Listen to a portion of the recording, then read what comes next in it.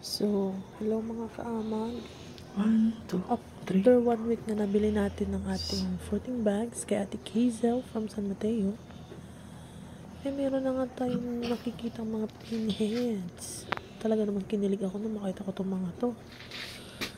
Kasi 1 week pa lang, nakikita mo talagang ang ganda ng mga fruiting bags.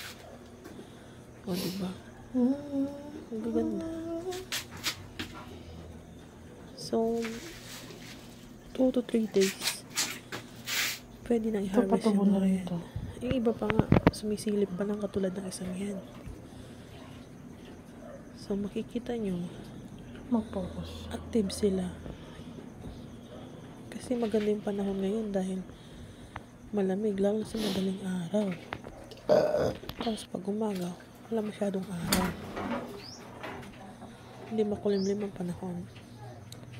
So ayan na nga, medyo lumaki na yung mga sumisilip pa lang kanina. That was 2 days now.